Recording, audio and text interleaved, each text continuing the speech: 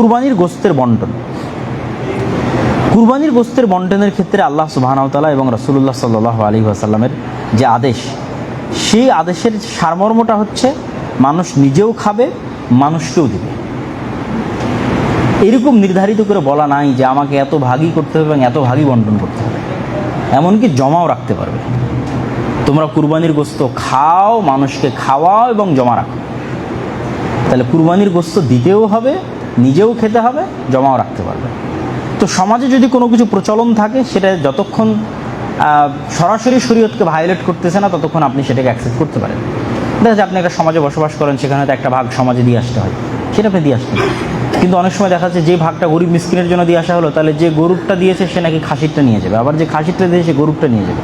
এই কালচারগুলোর সাথে স্বার্থ কানেক্টেড থাকে, ইখলাস কানেক্টেড থাকে না, মানে গোশতের প্রতি লোভ কানেক্টেড থাকে। এই জন্য এটা পছন্দনীয় নয়। আপনি যদি দেন একবারই দিয়ে দেবেন। আপনি গোশত দিয়ে আবার সমাজ থেকে আবার গোশত নিয়ে আসতেছেন, গরুরটা দিয়ে খাসিটা নিয়ে এসেছেন, যে খাসি গরুটা, এটা কনফ্লিক্ট করে, কনফ্লিক্ট অফ ইন্টারেস্ট, ইখলাসকে ত্রুটিযুক্ত করে। কিন্তু আমরা কিন্তু এই কালচারটা সমাজে বিল্ড আপ করে ফেলেছি, যেটা ঠিক না। আমি যেটা গরিব মিসকিনের জন্য, তুমি সমাজ থেকে যারা কুরবানি দেয়নি তাদের মধ্যে এটা বন্টন করে দাও। যে গরুর কুরবানি দেয়নি তার গরু কিনে খাওয়ার সক্ষমতা সে কিনবে, যার খাসির গোশত দরকার তার খাসি কিনে খাওয়ার সক্ষমতা সে কিনবে। আজকের এই গোশতের সাথে এটা কানেক্টেড করে অল্টারনেটিভ করার মতো একটা সুবিধা দেওয়া কুরবানি দাতাদেরও, যে ভাই আপনি গরুরটা জমা দিয়ে যান, দিয়ে খাসিরটা নিয়ে যান। সমাজে যেটা চলে, এটা কিন্তু একটু আমাদের জন্য, আমরা যদি নিয়তের দিক থেকে দেখি, ইখলাসের দিক থেকে দেখি, লজ্জাস্কর। সর্বশেষে আমরা যারা কুরবানি দিব তাদের ক্ষেত্রে যে বিষয়গুলো স্মরণ রাখা উচিত, একটা তো আপনাদের অবশ্যই স্মরণে থাকার কথা, যেটা সময় পার হয়ে গেছে, যেটা রাসূল সাল্লাল্লাহু আলাইহি ওয়াসাল্লাম বলেছেন যে ইযা রাআইতুম হিলালা যিল হিজ্জাহ, তোমরা যদি দেখো যে জিলহজ মাসের চাঁদ উঠে গেছে আর তোমাদের মধ্যে কেউ কুরবানি করতে চায়, তাহলে সে যেন তার নখ চুল এই 10 দিনের জন্য কর্তন করা বন্ধ করে দেয়, সে যেন না কাটে। তো এটা একটা অনেক বড় সুন্নাহ। এখানে একটা প্রশ্ন অনেকেই করে যে ভাই শুধু কি যিনি কুরবানি দেবে তিনি না, তার পরিবারের সবাই? যেহেতু কুরবানিটা আমরা পুরো পরিবারের পক্ষ থেকেই দিচ্ছি, শুধু তো একজন ব্যক্তি দিচ্ছে না, মানে যদি সুন্নাত পদ্ধতি অনুযায়ী যারা কুরবানি দিচ্ছে তারা তো পুরো পরিবারের পক্ষ থেকে দিচ্ছে, তাহলে তো আসলে কুরবানিটা পুরো পরিবারই দিচ্ছে, মানে পরিবারের একটা ছোটো বাচ্চা থেকে শুরু করে বড় ছোট সবাই দিচ্ছে। সুতরাং এই সুন্নাতটার ফলো আমরা সবাই করার চেষ্টা করব। আল্লাহ সুবহানাহু ওয়া তাআলা আমাদের তৌফিক দান করুক, আল্লাহুম্মা আমিন।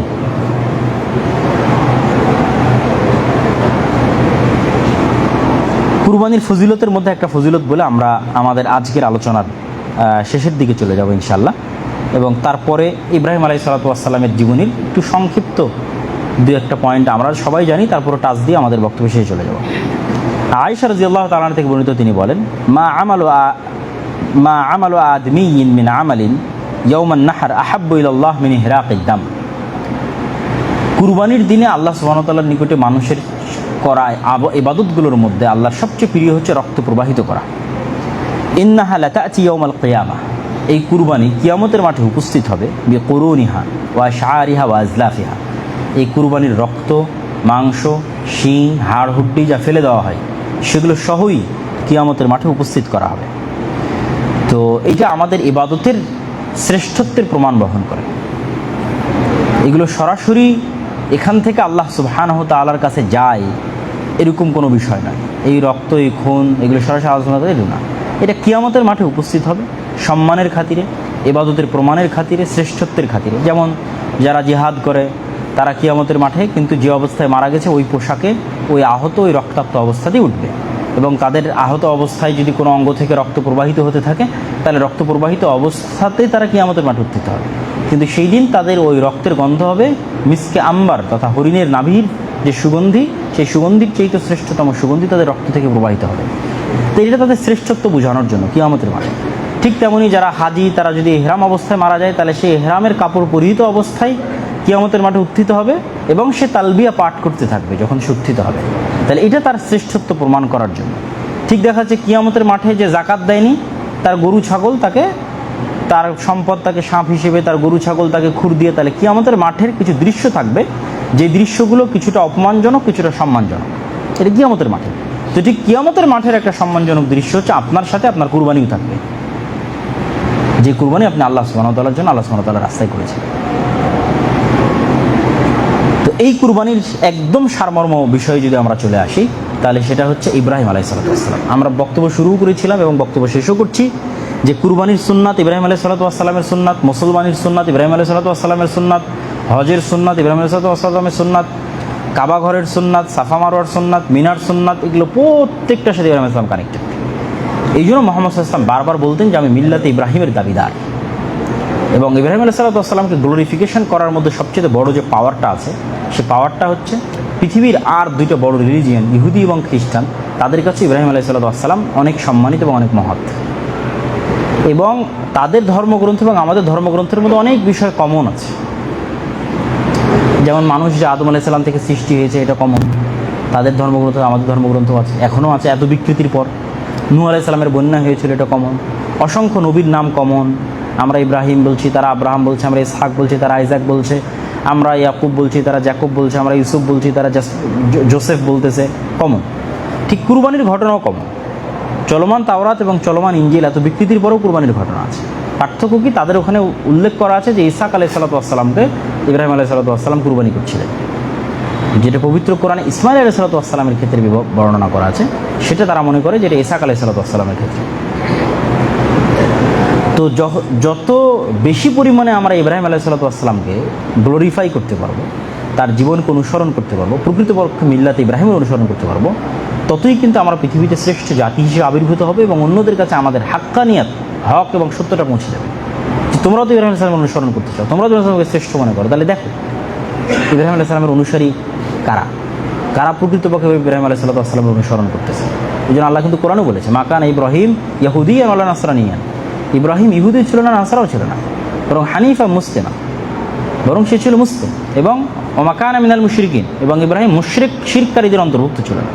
তাহলে অন্তত যদি তোমরা ইব্রাহিমেরই ফলোয়ার হও, ইব্রাহিমকেই যদি তোমরা সম্মান করতে চাও, তাহলে প্রমাণ করো যে ইব্রাহিম আলাইহিস সালাম কোনো শিরকের অনুসারী ছিল কিনা, ইব্রাহিম আলাইহিস সালাম ইহুদি নাসারা ছিল কিনা, ইব্রাহিম আলাইহিস সালাম কোনো শিরক করতেন না। তাহলে শিরক মুক্ত হিসেবে এবং তার স্মৃতির অনুসরণ হিসেবে মুসলমানেরা যত বেশি এগিয়ে থাকবে, তত মুসলমানদের শ্রেষ্ঠত্বের জন্য এবং ইবাদতের দিক থেকে কিয়ামতের মাঠে আল্লাহ সুবহানাহু ওয়া তাআলার কাছে শ্রেষ্ঠত্ব অর্জনের জন্য এটি অনেক বড় ভূমিকা পালন করে। তো ইব্রাহিম আলাইহিসসালামের পুরো জীবনী থেকে আমাদের শিক্ষা হচ্ছে যে তার পুরো পরিবারটা একটা আদর্শ পরিবার, এবং তারপরে আল্লাহ কিয়ামত পর্যন্ত আর কোনো নবী তার পরিবারের বাইরে পাঠান। তিনি যেমন পিতা হিসেবে আদর্শ, তেমন স্বামী হিসেবে আদর্শ, তার স্ত্রীরা পৃথিবীর শ্রেষ্ঠ আদর্শতম স্ত্রী, এবং তার সন্তানরা পৃথিবীর শ্রেষ্ঠ আদর্শতম সন্তান। সবগুলো অনুষঙ্গ আপনি ইব্রাহিম আলাইহিস সালামের পরিবারের মধ্যে পাবেন। যে সন্তান কেমন হওয়া উচিত? ইসমাইলের মতো হওয়া উচিত। স্ত্রী কেমন হওয়া উচিত? সারা এবং হাজেরার মতো হওয়া উচিত। স্বামী কেমন হওয়া উচিত? ইব্রাহিম আলাইহিস সালামের মতো হওয়া উচিত। তো তাদের এই পুরো ইতিহাস থেকে আমাদের জন্য অনেক কিছু শেখার আছে।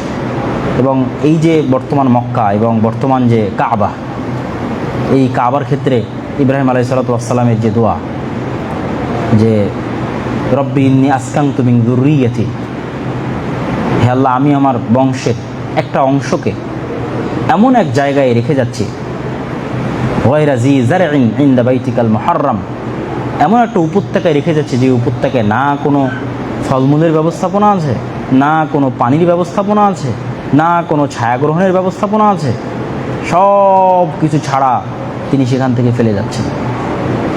তাই আল্লাহ আপনি তাদেরকে রিজিকের ব্যবস্থা করে দিবেন, এবং তারা যেন আমার পরবর্তী বংশধরেরা যেন মূর্তি পূজক না হয়, এবং তারা যেন সালাত আদায়কারী হয়। ইব্রাহিম আলাইহিস সালামের দোয়ার অংশ কোরআন থেকে বলতেছে যে তারা যেন মূর্তি পূজক না হয় এবং সালাত আদায়কারী হয়। যে রব্বি জাআলনি মুকিমাস সালাহ ওয়া মিন যুররিয়্যাতি, আল্লাহ আমি যেন সালাত আদায়কারী হই এবং আমার পরবর্তী বংশধর যেন সালাত আদায়কারী হয়।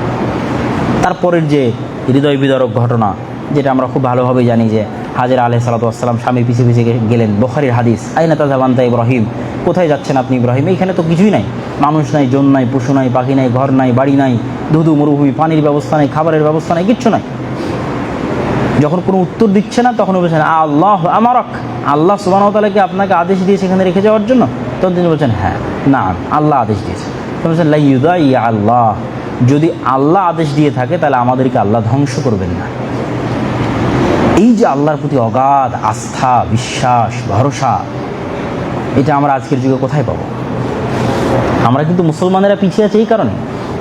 মুসলমানরা জেরুজালেম যখন ওমর ইবনুল খাত্তাব বিজয় করে, সুলতান সালাহুদ্দিন আইয়ুবী বিজয় করে, যখন বদরের যুদ্ধ হয়, উহুদের যুদ্ধ হয়, তখন মক্কার কাফেরদের তুলনায় মুহাম্মদ সাল্লাল্লাহু আলাইহি ওয়াসাল্লামের যা শক্তি ছিল, আর পারস্য এবং রোমান সম্রাটের তুলনায় ওমর রাদিয়াল্লাহু তাআলার যা শক্তি ছিল, আর ক্রুসেডারদের তুলনায় সালাহুদ্দিন আইয়ুবীর যা শক্তি ছিল, তার তুলনায় এখনকার মুসলমানদের শক্তি বর্তমান কুফফার মুশরিকদের চেয়ে বেশি। এখনকার মুসলমানদের টাকা পয়সা এখন ওই তুলনার চাইতে এখনকার কাফের মুশরিকদের চেয়ে বেশি।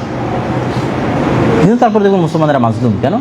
এদের সবার মৃত্যু ভয়, দুনিয়ার ভয়, কারণ এদের আল্লাহর প্রতি অগাধ আস্থা এবং বিশ্বাস এবং আল্লাহর প্রতি অগাধ ভরসা নাই, যে আল্লাহ সুবহানাহু ওয়া তাআলার প্রতি ভরসা করে থেকে যেতে পারে। আল্লাহ সুবহানাহু ওয়া তাআলার প্রতি ভরসা করলে ধুধু মরুভূমিতে মাটি ফেটে পানি বের হয়ে আসতে পারে। এইটাই তো আসলে আমাদের শিক্ষা, যে আল্লাহ সুবহানাহু ওয়া তাআলার উপর ভরসা করলে, সত্য বিষয় আল্লাহর উপর ভরসা করলে আল্লাহ ফেরেশতা দিয়ে সহযোগিতা করে।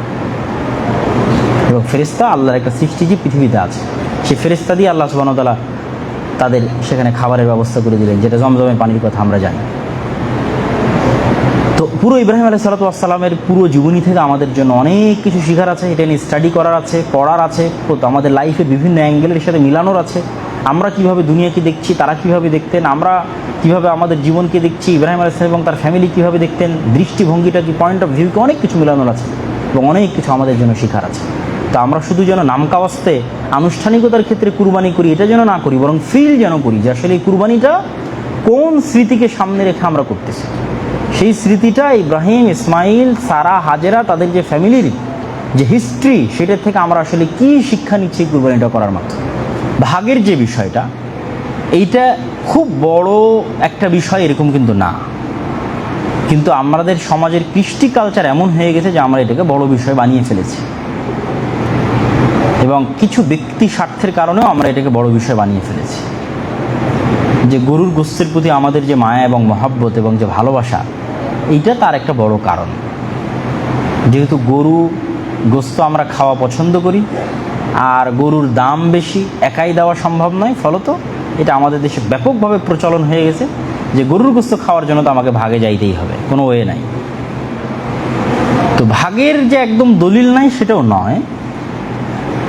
তো সকল দৃষ্টিকোণ থেকে এটাই শ্রেষ্ঠ যে আমরা একটি পরিবারের পক্ষ থেকে একটি পূর্ণ প্রাণ আল্লাহ সুবহানাহু ওয়া তাআলার রাস্তায় উৎসর্গ করব। এইটা যে শ্রেষ্ঠ, এটার বিষয়ে আপনি কোনো দ্বিমত পাবেন না। এমনকি আবু হানিফা রাহিমাহুল্লাহ বলছেন, আবু হানিফা রাহিমাহুল্লাহর ফতোয়া, যে নিয়তের মধ্যেও যদি ত্রুটি থাকে, যে 7 জন মিলে ভাগে অংশগ্রহণ করেছে, কোনো একজনের নিয়তে ত্রুটি আছে, তা আবু হানিফা রাহিমাহুল্লাহর মতে সবার কুরবানি বাতিল। ইমাম শাফি আহমদ বিন হাম্বল সেটা বলেন, কিন্তু যিনি ভাগে কুরবানির পক্ষে তিনি বলতেছেন সবার কুরবানি বাতিল। আবার কারো যদি ইনকামের মধ্যে কম বেশি থাকে তাহলেও সবার কুরবানি বাতিল, একজনের জন্য সবারটাই বাতিল। কেননা ইমাম আবু হানিফা রাহিমাহুল্লাহ বলেছেন যে কুরবানির ক্ষেত্রে আল আসল হচ্ছে একটা পূর্ণ নাফস আল্লাহ সুবহানাহু ওয়া তাআলার রাস্তায় উৎসর্গ করা, একটা পূর্ণ জান আল্লাহ সুবহানাহু ওয়া তাআলার রাস্তায় উৎসর্গ করা। আর ইমাম মালিক বলছেন যে ভাগে চলবে, তবে টাকায় মালিকানায় নয়, নেকিতে ভাগ হতে পারে। এটার ব্যাখ্যা কি? ইমাম মালিকের মতে কেউ যদি টাকায় মালিকানায় ভাগ হয় তো বাতিল, নেকিতে ভাগ দিতে পারে। মানে আমি একক টাকা একটা কুরবানি কিনেছি, কিনে আমি এখন নিয়ত করতেছি যে আমার ছেলে, মেয়ে, ভাই, বোন, পিতা, মাতা সবার পক্ষ থেকে আল্লাহ সুবহানাহু ওয়া তাআলা এই কুরবানিটা কবুল করুক, তাহলে আমি নেকিতে তাদেরকে ভাগ দিলাম। কিন্তু এই কুরবানিটা ক্রয়ের টাকা মালিকানা একক আমার। ইমাম মালিকের মতে টাকা এবং মালিকানায় যদি ভাগ হয়ে যায় তাহলেও বাতিল। তো রাসূল সাল্লাল্লাহু আলাইহি সাল্লামের যে হাদিসটি দলিল হিসেবে পেশ করা হয় সেটি অত্যন্ত বিশুদ্ধ এবং সহিহ হাদিস। এক সফরে রাসূলুল্লাহ সাল্লাল্লাহু আলাইহি সাল্লাম সাহাবীদের বলছিলেন যে তোমরা উটে 10 জন করে এবং গরুতে 7 জন করে অংশগ্রহণ করো। সুতরাং অংশগ্রহণ অবশ্যই করা যায়, তবে কারো যদি সম্ভব হয় যে সে তার পুরো পরিবারের পক্ষ থেকে একটা পূর্ণ কুরবানি দিবে, তাহলে এটাই সবচেয়ে উত্তম, এটাই বেস্ট। এবং এই কালচারটাই আমাদেরকে গ্রো করতে হবে, এই কালচারটাই আমাদেরকে ডেভেলপ করতে হবে। আপনি এখনও সৌদি আরব সহ বিভিন্ন দেশে গেলে দেখবেন যে সবাই নিজ নিজ কুরবানি একক।